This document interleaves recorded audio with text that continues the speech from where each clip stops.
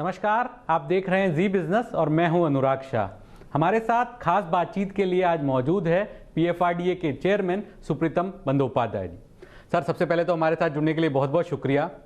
Interview की शुरुआत में सबसे पहले मैं आपसे यही समझना चाहूँगा, अभी 2-4 दिन पहले ही एक नोटिफिकेशन आया था जिसमें आपके नाम से था कि पेंशन फंड जो पीएफआरडीए रेगुलेशन में बदलाव हुआ, जिसमें 49% की जो एफडीआई लिमिट थी उसको 74 कर दिया गया है। तो इसके क्या मायने देखे जाए, इससे क्या बदलेगा ओवरऑल पेंशन के क्षेत्र में, और इससे जो आम सब्सक्राइबर्स हैं उनको क्या फ़ायदा होगा? अब देखिए कि पहले से ही हमारे pension fund regulatory and development authority act जो है पीएफआरडीए एक्ट 2013, उसके तहत जो हमारे एफडीआई लिमिट, ये एफडीआई लिमिट इंश्योरेंस सेक्टर के साथ जुड़ा हुआ है। पहले जब 2013 में ये एक्ट आया था ये 26% था। उसके बाद 2015 में आईआरडीए ने फॉर इंश्योरेंस सेक्टर इसको इंक्रीज करके 49% किया, तो ऑटोमेटिकली हमारा भी 49% हुआ। अभी हाल ही में आप लोग देखे होंगे, अभी मार्च में नया नोटिफिकेशन आया, इंश्योरेंस सेक्टर में एफडीआई का लिमिट जो है 74% किया गया। तो उस लाइन में उसको आगे रखते हुए, बढ़ाते हुए हम लोग जो किया है कि पेंशन फंड में भी हम लोग जो है एफडीआई का लिमिट 74% किया है। हाँ, ये हो सकता है कि इमीडिएटली इसका इफेक्ट कुछ फील ना हो, but at the same time ये बड़ा ही एक पॉजिटिव डेवलपमेंट है कि अभी चाहे वो बैंकिंग हो, चाहे वो इंश्योरेंस हो, चाहे वो पेंशन हो, सारे में जो है एफडीआई लिमिट एक ही लाइन पे 74% आ गया। दो जो एग्जिस्टिंग हमारे पेंशन फंड मैनेजर है, 2 या 3, जिनका अभी 49% से थोड़ा ज़्यादा ऊपर जा रहा था एफडीआई लिमिट, क्योंकि इसमें सिर्फ डायरेक्ट लिमिट हम लोग नहीं देखते हैं, इसमें इनडायरेक्ट लिमिट भी देखते हैं। तो स्पॉन्सर्ड लेवल में अगर कुछ शेयर होल्डिंग पैटर्न चेंज हुआ है उसका इफेक्ट भी इसमें आता है। तो उस हिसाब से ये 2-3 पेंशन फंड मैनेजर का जो इमीडिएट प्रॉब्लम था, उसका स्पॉन्सर का शेयर होल्डिंग पैटर्न चेंज करने का अभी वो दिक्कत नहीं रहेगी। बट हाँ, लॉन्गर टर्म में डेफिनेटली ये एफडीआई का लिमिट जो बढ़ा है इसका बहुत अच्छा एक फ़ायदा आएगा। जब pension fund managers really viable होंगे, एक अच्छा वैल्यूएशन उसका मिलेगा, तो obviously foreign investors also they will take lot of interest, और उन लोग जो है पेंशन फंड के प्रति और दृष्टि देंगे, उसमें और ज़्यादा इन्वेस्ट करेंगे। सर, इस साल इस वित्त वर्ष के लिए जो आपने टारगेट रखा है नए सब्सक्राइबर्स का 1 करोड़ का, उसमें 10 लाख तो एनपीएस के थ्रू और 90 लाख अटल पेंशन योजना, तो अभी तक कितना आप लक्ष्य हासिल कर लिया गया है? अभी जहाँ तक फर्स्ट क्वार्टर का सवाल है, हम लोग ने करीब 10 लाख के ऊपर जो है अटल पेंशन योजना का सब्सक्राइबर आया, और करीब 1,60,000 जो है एनपीएस का सब्सक्राइबर आया। तो राफली मान लीजिए 12 लाख के आसपास आया। लेकिन इस मंथ भी अच्छा चल रहा है। इस मंथ तो अटल पेंशन योजना का ऑलरेडी जब हम लोग बात कर रहे हैं सिर्फ 18-20 दिन हुआ है, लेकिन इसके अंदर भी 5 लाख नया कस्टमर अटल पेंशन योजना का आ गया, और हमारे हिसाब से और 30-35 हज़ार नया एनपीएस का कस्टमर भी आ गया। तो ग्रोथ रेट अच्छा चल रहा है। तो हमारी उम्मीद है कि अगर इस रेट पे ही ग्रोथ मेंटेन रहे तो 1 करोड़ नया कस्टमर इस साल के लिए बहुत ज़्यादा दिक्कतें नहीं आएगी। सर, फिर भी आप मानते हैं कहीं ना कहीं और ज़्यादा अवेयरनेस की ज़रूरत है, क्योंकि जिस तरह से हमने कोविड के बाद देखा है कि लोगों का रुझान बढ़ रहा है, तो अगर और ज़्यादा अवेयरनेस क्रिएट की जाती है और पीएफआरडीए जैसा रेगुलेटर है तो उसमें ये एनपीएस प्रोडक्ट को और बढ़ावा मिल सकता है? हाँ, रेगुलेटरी बॉडी के हिसाब से हम ये मानते हैं कि कोई भी फाइनेंशियल प्रोडक्ट हो और उसमें अगर पेंशन का बात आ जाती है तो लोग पेंशन को सबसे पीछे रखते हैं। लोग सोचते हैं कि अभी 30-35 साल है, यंग जनरेशन यही सोचते हैं कि 30-35 साल के बाद अगर रिटायरमेंट करना है तो अभी से क्यों सोचना है। लेकिन हम लोग जिस तरह का फाइनेंशियल अवेयरनेस कैंपेन कर रहे हैं उसमें वही बताने का कोशिश कर रहे हैं कि अगर आपका रिटायर्ड लाइफ अच्छा रहे, इसके लिए शुरुआत जितना जल्दी हो उतना बेहतर रहेगा। इसमें सर एक और चीज़ आती है, जिस तरह से हम भी जो दर्शकों से बात करते तो उनका ये कहना है कि इतना लंबा हम नहीं सोचना चाहते, कभी कुछ ज़रूरत पड़ गई तो हमको विड्रॉ कर पाएंगे नहीं। ये ज़्यादा चीज़ें क्लियर करने की ज़रूरत है पार्शियल विड्रॉल में। और ये भी शिकायत आती है पार्शियल विड्रॉल में कि प्रक्रिया बहुत कठिन होती है, जिसमें आप पार्शियल विड्रॉल नहीं कर पाते। हाँ, आपने सही बोला है कि लोगों, स्पेशली नया जनरेशन जो है, मिलेनियल्स जिसको हम लोग कहते हैं, उन लोग बहुत दिन तक इन्वेस्ट करके रखना नहीं चाहते हैं। लेकिन अगर आपको पेंशन का एक कॉर्पस बनाना है और हम फंड को अर्ली एक्सेस अलाउ कर देते हैं और जितना बार हो सके वो मतलब उसमें से विथड्रॉ कर सकते हैं, तब जो है हम लोग EPFO का भी एक्सपीरियंस देखा कि बहुत सारे लोग जब रिटायर करते हैं इतना बार उन्होंने विड्रॉल कर चुके हैं बाय द टाइम कि उनके पास हार्डली कुछ फंड्स बचा हुआ है। तो इसीलिए हम लोग जो हैं अभी सिर्फ 3 बार पार्शियल विड्रॉल अलाउ किया है। जब शुरुआत में इवन NPS में कोई भी पार्शियल विड्रॉल अलाउड नहीं था, लेकिन लोगों का जैसे जैसे सुझाव आया उस हिसाब से हम लोग 3 बार अलाउ किए हैं। और for certain reason, certain purpose, अगर किसी का घर बनाना है या किसी का बच्चों का हायर एजुकेशन है या किसी के घर में बेटा बेटी का शादी है उसके चलते हैं, या कोई मेडिकल इमरजेंसी आ गया। ऑफ लेट अभी जैसे कोविड के टाइम में इवन कोविड रिलेटेड ट्रीटमेंट के लिए भी हम लोग पार्शियल विड्रॉल अलाउ कर दिया था। तो इस तरह का हम लोग अलाउ करते हैं, लेकिन हम लोग उतना ज़्यादा एक्सेस भी नहीं देते हैं ताकि जब लोग रिटायर करेंगे उनके पास एक सफिशिएंट अमाउंट फंड रहे जिसके थ्रू एक अच्छा पेंशन हो। और सर क्या इसको प्रक्रिया को भी थोड़ा इजी किया गया है? इसका प्रक्रिया को भी हम लोगों ने इजी किया है। जो आपने बोला सही था पहले कि पार्शियल विड्रॉल में फॉर्म भरना पड़ता था, उसके साथ आपका किस वजह से आप कर रहे हैं उसका डॉक्यूमेंट्री एविडेंस देना पड़ता था। अभी हम लोग EPFO का एक्सपीरियंस भी शेयर किया। उन्होंने अभी जो है पर्सनल डिक्लेरेशन के बेसिस में पार्शियल विड्रॉल देते हैं, तो उस प्रक्रिया को हम लोग अपनाए हैं। तो अभी जो है आप देखिएगा पार्शियल विड्रॉल का सिस्टम बहुत ही आसान हो जाएगा। उन लोग ऑनलाइन एप्लीकेशन देंगे, पर्सनल डिक्लेरेशन देंगे कि किस पर्पस के लिए उन लोग विड्रॉ कर रहे हैं, तो इसके लिए किसी के पास फिर अप्रूवल के लिए जाना नहीं पड़ेगा और ये प्रक्रिया मतलब सेल्फ डिक्लेरेशन या आप ही अगर घोषित करते हैं तो आप पार्शियल विड्रॉल कर सकते हैं। सर एक और चीज़ थी कि एन्यूटी खरीदनी बहुत ज़रूरी होती है सुपर एन्यूशन के वक्त में, तो वहाँ पर भी कुछ रिलैक्सेशन दिए गए हैं क्या? अभी जैसे देखिए, अभी तक जो हमारे एक्ट का भी प्रोविज़न था उस हिसाब से एग्जिट के टाइम में आपको एन्युटी लेना ही पड़ेगा। एन्युटी एकमात्र ये था, साधन था कि जिसके तहत आप पेंशन ले सकते हैं। लेकिन हम लोग इसमें गवर्नमेंट को सजेस्ट किए हैं कि एन्युटी के साथ साथ दूसरा भी पे आउट प्रोडक्ट जैसे SWP, सिस्टमेटिक विड्रॉल प्लान, ये भी आप लागू करिए ताकि अगर किसी को एन्युटी वो नहीं लेना चाहते हैं तो उसको हम लोग सिस्टमेटिक विड्रॉल प्लान दे सकते हैं। अभी ये डिस्कशन के अंदर है क्योंकि ये PFRD एक्ट अमेंडमेंट के लिए गया है। तो जैसे ही ये अमेंड हो जाएगा ये हमारे पास और एक ऑप्शन आ जाएगा कि एन्युटी छोड़ के भी दूसरा जगह भी उन लोग। और सर 5 लाख तक का अगर आपका कॉर्पस है तब आप पूरा विड्रॉल कर सकते हैं। अभी ये चेंज हम हाल ही में लाया, लास्ट 1 मंथ के अंदर ये लाया, क्योंकि क्या है कि हम लोग देखें कि जिन लोग का अर्ली रिटायरमेंट हो रहा है, जिन लोग लेट ज्वाइन किया था और जिनका कॉर्पस अभी जस्ट 5 लाख तक है, उनका 60% टैक्स फ्री विड्रॉल के बाद 40% जो एन्युटी के लिए बचता है वो सिर्फ 2 लाख रुपया। और एन्युटी का रेट इतना कम है तो 2 लाख में अगर एन्युटी आप लेंगे तो शायद पर मंथ 1000 रुपया भी उनको नहीं मिलेगा। सो इससे बेहतर है कि हम लोग 5 लाख का पूरा एक्सेस उनको दे दें, उस पैसा को वो दूसरे काम में भी लगा सकते हैं। Yes sir. सर ये जो सेम डे NAV का कंसेप्ट है डी रिमिट के जरिए, तो इसको लोग कैसे अवेल कर सकते हैं और इससे लोगों का क्या फ़ायदा होगा?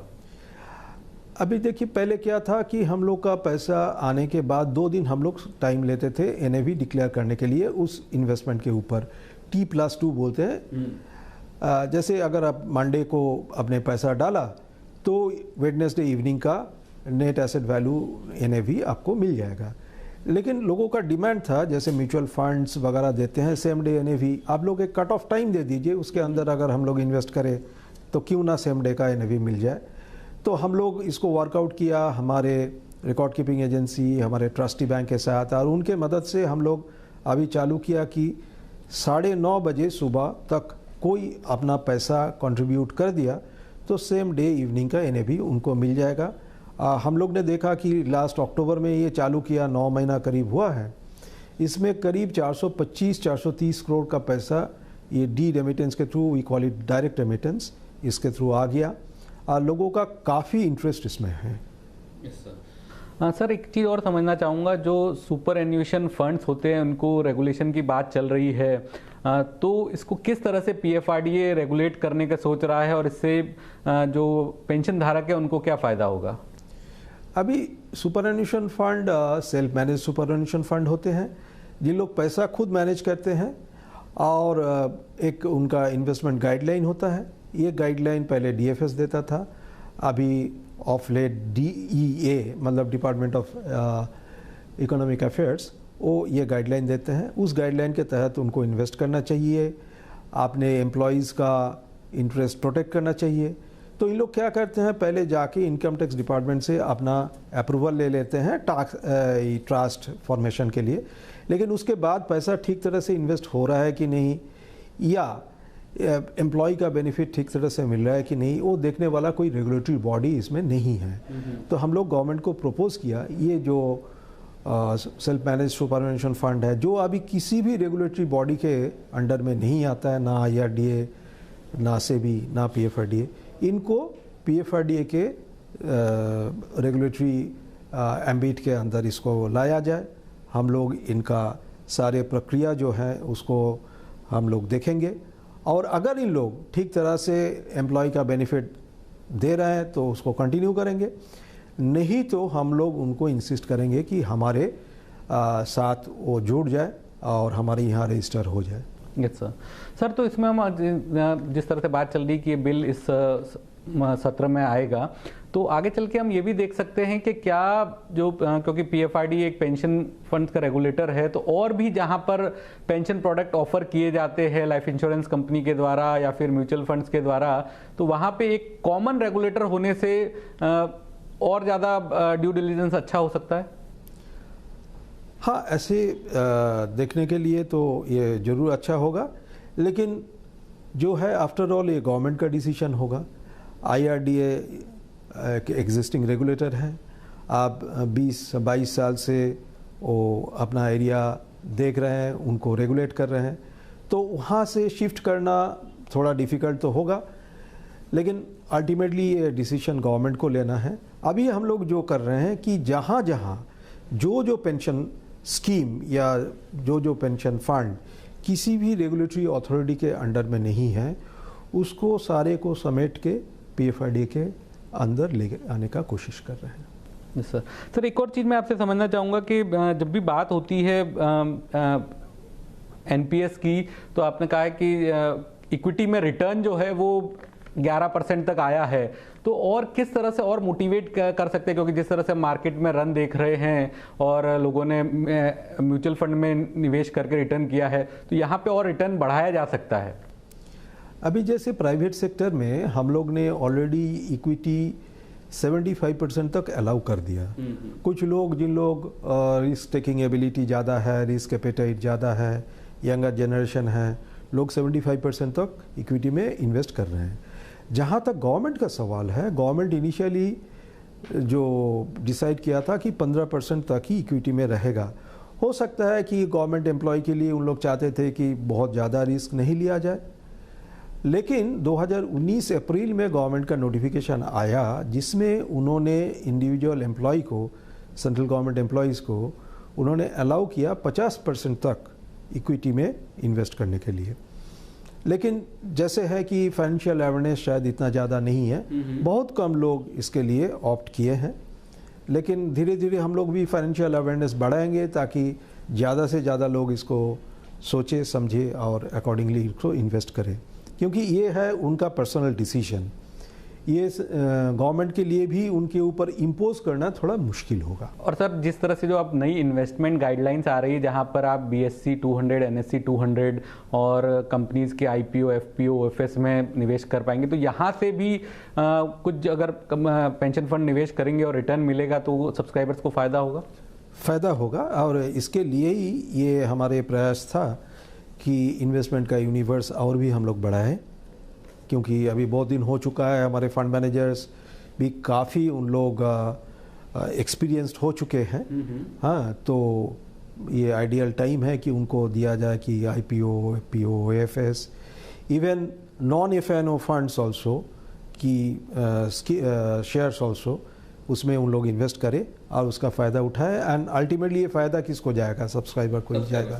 सर एक और चीज़ इसी कड़ी में आपसे समझना चाहता था कि जो NPS के जरिए एक फिक्स रिटर्न प्रोडक्ट की भी बात की गई थी, जिसमें सब्सक्राइबर को एक भरोसा दिया जाए कि इतना रिटर्न तो उन्हें मिलेगा ही, तो वो प्रोडक्ट कब तक आ रहे हैं? और जो IRDA के साथ वेरिएबल एन्युटी की बातचीत चल रही है वो किस पड़ाव तक पहुंची है? जहाँ तक आपका मिनिमम एश्योर्ड रिटर्न स्कीम के बात है, इसका RFP हम लोग ऑलरेडी फ्लोट कर चुके थे, लेकिन इनिशियल इंटरेस्ट बहुत कम आया, तो इसीलिए हम लोग कुछ कंडीशंस RFP का चेंज करके फिर उसको रीफ्लोट किए हैं। 3 वीक्स का टाइम है, सो आई थिंक कि मिड अगस्त तक हम लोग को बिड्स मिल जाएगा, and this bids are coming mostly from very big actuarial firms and very big consulting groups who have lot of actuarial this thing inputs. And इसमें प्रॉब्लम एक ही चीज़ है, इस तरह का कोई प्रोडक्ट अभी इंडियन मार्केट में नहीं है, तो ज़्यादातर हम लोग जो है इंटरनेशनल जो एक्सपीरियंस है उसी के ऊपर भरोसा करके हम लोग चल रहे हैं। तो जैसे ही मिड अगस्त तक हमारे RFP का फाइनल रिजल्ट आ जाएगा, उसके बाद हम लोग कंसल्टेंट अपॉइंट करेंगे और उसके बाद ये प्रोडक्ट डिज़ाइन होके हम लोग मार्केट में देंगे, पेंशन फंड को देंगे इसको चलाने के लिए। आपका सेकेंड क्वेश्चन था इसके बारे में, वेरिएबल एन्युटी के बारे में। हाँ, हमारा जो लेटेस्ट कन्वर्सेशन भी हुआ था उसमें शायद वो डिस्कशन अभी तक चल रहा है, उसका कोई फाइनल नतीजा अभी तक नहीं निकला, क्योंकि ये जो था ये था कि इन्फ्लेशन इंडेक्स्ड एन्युटी, इन्फ्लेशन के साथ ये आगे पीछे हो सकता है एन्युटी रेट। अगर आ जाएगा, nothing like that will be definitely A game changer, क्योंकि इस तरह का एन्युटी कभी हमारे मार्केट में हम लोग देखे नहीं थे, तो हम लोग भी एक्सपेक्ट करेंगे इस तरह का कुछ आ जाए, लेकिन अभी तक शायद उसका फाइनल डिसीजन नहीं हुआ। सर NPS प्रोडक्ट की जब बात आती है तो सबसे बड़ा जो चुनौती होती है डिस्ट्रीब्यूशन की, कस्टमर को ऑन बोर्ड लेने की, और उसी कड़ी में आपके द्वारा जो इंडिविजुअल एजेंट्स का भी नियम बनाए गए थे, तो उसको किस तरह का रिस्पांस मिला है और कैसी ग्रोथ हो रही है वहाँ पे? अभी ये जो चेंजेस अभी हाल ही में हम लोग लाए लास्ट 1-1.5 महीना के अंदर, हमारे POP रेगुलेशन में पहले ऐसा प्रोविज़न नहीं था कि इंडिविजुअल्स को भी लाया जाए, तो POP रेगुलेशन में हम लोग बोर्ड के अप्रूवल के जरिए ये चेंज लाया और इसको नोटिफाई भी किया। अभी हम लोग एक गाइडलाइन इशू करने वाले हैं कि ब्रॉड गाइडलाइन कि किस तरह के लोगों को आप ले सकते हो, कि हमारे सोच में जो है जैसे इंश्योरेंस एजेंट्स, जैसे mutual fund distributors, they are the ideal people, क्योंकि इनके पास एक अच्छा क्लाइंटल बेस है, इनका एक अच्छा पकड़ है, अच्छा अंडरस्टैंडिंग है। जैसे बैंकिंग में BCs, हाँ, banking correspondents, they have a good clientele base, they know the financial market products, तो इनको लाया जाए। लेकिन इसका ब्रॉड गाइडलाइन एक देके हम लोग POP को छोड़ देंगे, क्योंकि POP को एक्चुअली ये रिक्रूट करना है। अच्छा, तो एक तरह से सर जिस तरह से इंश्योरेंस एडवाइजर होता है या म्यूचुअल फंड एडवाइजर होता है, तो भविष्य में हम देखेंगे बहुत सारे NPS से जुड़े हुए एडवाइजर होंगे जो आपको पेंशन प्रोडक्ट के बारे में जानकारी देंगे। Yes sir. सर जो है लाइफ इंश्योरेंस कंपनियां हैं, कल ही दीपक पारिक ने जो HDFC लाइफ की AGM में बोला कि हम रिक्वेस्ट कर रहे हैं कि लाइफ इंश्योरेंस कंपनियों को भी अपनी ब्रांचेस पे NPS प्रोडक्ट बेचने की मंजूरी दी जाए, तो इस पे एज अ PFRDA रेगुलेटर आपका क्या मत है? अब देखिए, जहाँ तक ये जो है पारिक जी का जो ओपिनियन आया है, मैं भी देखा, मैं भी पढ़ा, ये बहुत अच्छा है क्योंकि ये हमारे डिस्ट्रीब्यूशन चैनल को और भी स्ट्रेंथन करेगा।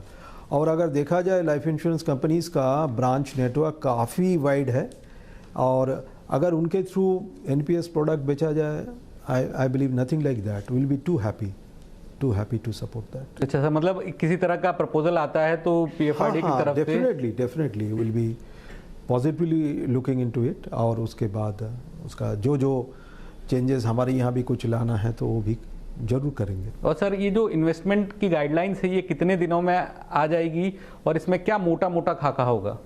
इस वीक के अंदर ही आ जाएगी मेरे हिसाब से। 1-2 दिन में ये हमारे वेबसाइट में आना चाहिए।